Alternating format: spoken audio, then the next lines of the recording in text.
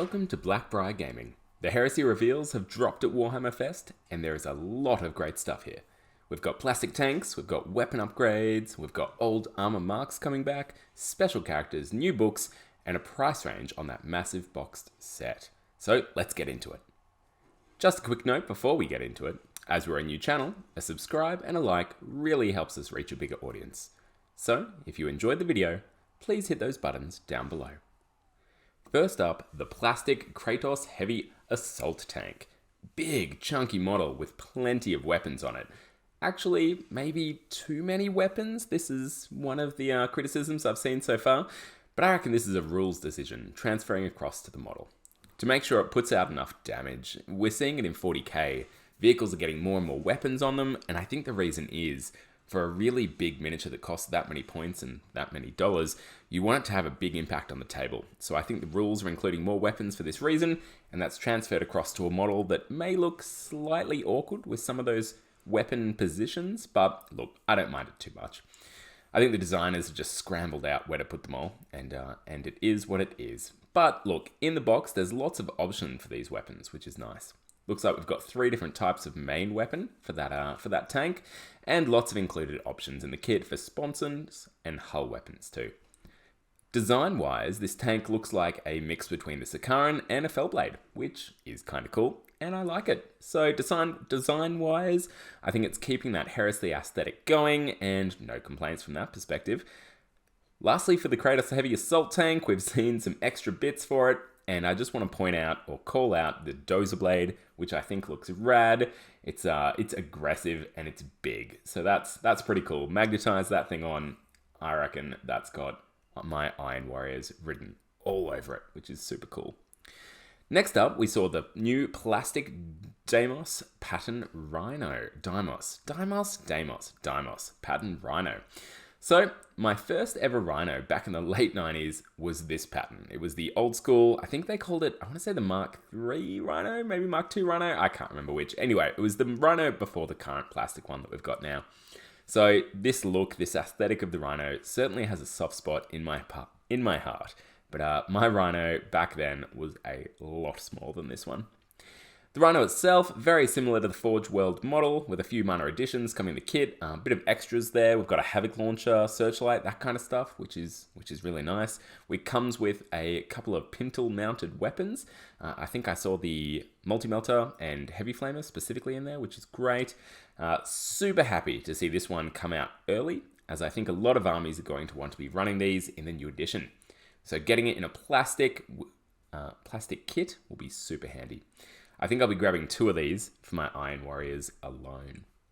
Next up, what we saw drop was these weapon upgrade kits. Now, this is probably the highlight of the releases for me. I thought weapon upgrades were going to stay resin, so this kit is a really nice surprise. We've got 4 separate weapon kits here. There's a special weapon kit, which includes 60 special weapons, which is nuts. It's got 10 each of the plasma guns, melter guns, flamers, Volkite Cavalers, there we go, Volkite Chargers, and rotor cannons. Tons of weapons, really cool. Next up is this 3 heavy weapon kits. We've got one kit with 10 heavy bolters and 10 missile launchers. We've got another kit with 10 heavy flamers, 10 multi-melters, and 10 plasma cannons. And then finally, a third kit with 10 Volkite Culverins, 10 las cannons, and 10 autocannons. The design of all these weapons looks great. And I feel like specifically from a release point of view and from a, availability point of view, I feel like a lot of 40k armies would kill for kits like this, especially Chaos Space Marines. I remember there being a lot of complaint with their Havoc box that the best weapons that you wanted for those Havocs, you only got 1 of in the kit, and people were pretty upset about the whole thing. Or was it 2? Either way, you couldn't kit out all your models. So having these separate weapons in separate kits is just really nice, and I'm really excited for these. There is a downside though. It doesn't look like these kits include the unique heavy weapon backpacks that we've gotten used to over the years, which is a bit of a shame, but I guess with so many different weapons, kind of understandable. I am a tad concerned, however, that these won't work with non-Mark 6 armor. Certainly the community article that we've seen calls out Mark 6 conversion kits specifically, so we'll have to wait and see if the Mark 3 and Mark 4 plastic kits can take advantage of these. Which, actually, speaking about them, another nice surprise with this drop was that we're seeing the Mark III and Mark IV plastic tactical squads re-released. Not only re-released, but bundled into boxes of 20, much like the Mark VI standalone tactical squad will be released as. So we've got these 3 different armor types, all in plastic, released in big boxes of 20, which is great. Hopefully those big boxes mean we'll see some value in them as well. I'd love to see them going at around kind of the 130 to 150 mark and getting a bit of savings on boxing them together. We'll have to wait and see on that one. We've also, at this event, seen the Mark VI boys lined up against older miniatures, that being Mark III, Mark IV, some resin guys, and it looks like the scale difference is really minimal, which is something I've actually been stressing about. I was convinced the Mark VI armor was going to be scaled up and get that scale creep applied to it, being a head or so taller than the Mark III, Mark IV. Doesn't look like that's the case. So all that stress for nothing. That's really great. You'll be able to have armies with Mark VI, Mark III, Mark IV, other marks all together, and it won't look ridiculous. Big win there for this weekend. Another cheeky little release was Fellhand and Araman as separate kits. These are the plastic special characters that came in the Prospero plastic kit many, many years ago, and then essentially you couldn't get your hands on them. Really nice touch that they're putting these miniatures out separately. Fellhand in particular is a much better model than anything Forge World came out with for the Space Wolves. Correct me in the comments if you think I'm wrong. So seeing Fellhand come out in his own plastic kit, really cool. Next up, we've got the big army books, one each for loyalists and traitors. It will be interesting to see how long these last, and if, much like 40k, GW start coming out with separate army books going forward. I don't think they're going to, so I'm definitely going to be picking these up. I think these will remain pretty extant throughout the entire edition, call that what you will. But I think what we'll see with future books will be more of a campaign style release, much like Titanicus does it. So, but look, we'll see if I'm wrong, putting myself out there. Notably, however, we have been told that we don't have rules for other armies, other factions, such as Imperial armies, Mechanicum, Demons, or Custodes on release.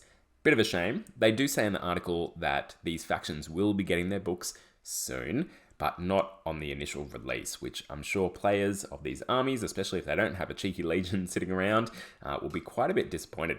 It is a bit of a shame. I have a number of theories why this is the case, but I'll go into more depth on that in another video. I won't touch on that today.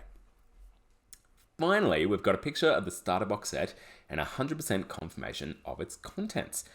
A nice little surprise here is that it does include transfers for Sons of Horus and Imperial Fists, which players of those legions will be super chuffed about. The rest of us will continue to pay through the nose for Forge World transfers, but such is life. The big news here is that GW have undercut the rumoured price. So we've been seeing rumours for that £240 price mark for a while now, and I certainly myself thought that was accurate and took that for granted. But nope, turns out, made up, this box set is being released at under £200. Now that might be £199, but that is fine, and that is wild. That is a lot of bang for your buck. That means we're probably seeing this for about 400 Australian dollary dues, which I don't think anyone can be upset about considering the contents. So really cool to just throw that little price undercut out there and just throw the haters a bone. In other big news for this box, the final piece here is that we're hearing from the event that the box set won't be a limited edition release. I find this quite hard to believe myself. I didn't see it written down anywhere. This is just a rumor I've heard floating around. So not sure if it's confirmed. If it has been written somewhere, please put the link down below in the comments, because if it's true, that is excellent news for the Heresy community. Having a box set like this available to all players starting the game over the next few years will mean people won't have that fear of missing out initial piece and can get in at their leisure at any time with a comparatively affordable box set to get an army on the table. So great news, not limited edition, fingers crossed.